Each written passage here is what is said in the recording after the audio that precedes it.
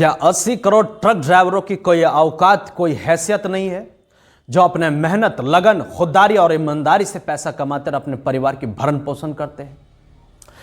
क्या इस देश में पावर सिर्फ उन लोगों के पास है जिनके पास कुर्सी की पावर हो, बेहिसाब पैसे हो, या जो पढ़ लिख करके अधिकारी बन गए हो? कल एमपी के शाजापुर में ट्रक हड़ताल कर रहे ड्राइवर और पुलिस प्रशासन के साथ में बैठक चल रही थी। उसी में हो सकता है कि ट्रक ड्राइवर्स जो थे वो कुछ अनर्गल बात किए हों, लेकिन गुस्से में जिला अधिकारी किशोर कन्याल ने उसे जवाब में यह कहा कि तुम्हारी औकात क्या है तुम्हारी औकात? सच में साहब उसकी कोई औकात नहीं है, क्योंकि वो आपकी तरफ पढ़ लिख करके कुर्सी पर बैठा नहीं है। और माफ करिएगा डीएम साहब, अगर ड्राइवर अपने औकात पर आ गए ना तो भारत के एक घर में चूल्हे नहीं जलेंगे।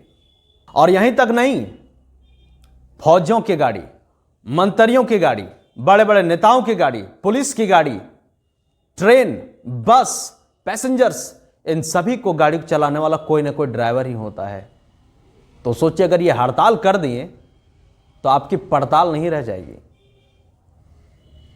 भले हम घर से ये कह के चलते हो कि हम जल्दी वापस आएंगे, लेकिन रास्ता में जो सारी जिम्मेवारी होती है ना, वो एक ड्राइवर उठाता है।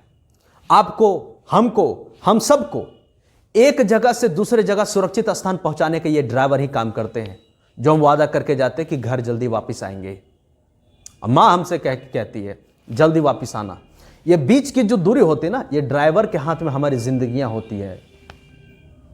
वैसे लोग आजकल ये भूल गए हैं कि साहब 3 होते हैं, मास्टर साहब, ड्राइवर साहब और डॉक्टर साहब। ये तीनों जिंदगी को प्रदान करने वाले होते हैं हमारे निजी जिंदगी में।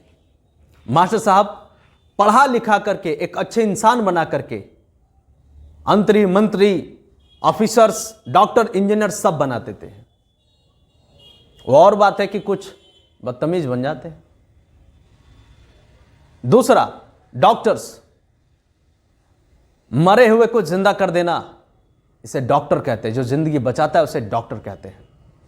तीसरा जो सबसे इंपॉर्टेंट है वो है ड्राइवर साहब। घर हो, रोड हो, सरकारी दफ्तर हो, या किसी शहर की बात क्यों ना हो, जब कोई एक्सीडेंट कर जाता है या बड़ी गंभीर बीमारी हो जाता है या प्रसव पीड़ा होती है, तो उस स्थान से उचित समय पर उठा करके हॉस्पिटल तक ले जाने के जो काम करते हैं वो ड्राइवर होते हैं। और अगर ये ड्राइवर उचित समय पर हॉस्पिटल ना पहुंचाए ना, तो डॉक्टर एक सुंदर सा लाइन कहते हैं, आई एम सॉरी, हम इसे बचा नहीं सके। अगर आप इसे उचित समय पर ले आते तो शायद हम इसकी जान बचा पाते। तो साहब लोग और अधिकारी लोग, कृपया साहब को, ड्राइवर साहब को ना भूले। हम मानते हैं कि सारे एक जैसे नहीं होते, कुछ ड्राइवर भी अजीबोगरीब होते हैं, लेकिन इसका मतलब ये नहीं कि हम उसे उसकी औकात दिखाएं। मंत्री, विधायक और पदाधिकारी और बड़े बड़े ऑफिसर्स के बच्चे ट्रक नहीं चलाते, गरीब घर के बच्चे ट्रक चलाते हैं और देश का अर्थव्यवस्था में सबसे बड़ा योगदान देते हैं। तो उनकी गलती माफ करने योग्य है, लेकिन आपकी गलती कतई माफ करने योग्य नहीं है। और धन्यवाद एमपी सरकार का, मोहन यादव जी का, जिन्होंने तुरंत इसके ऊपर कार्रवाई करते हुए किशोर कन्याल को पद से हटा दिए।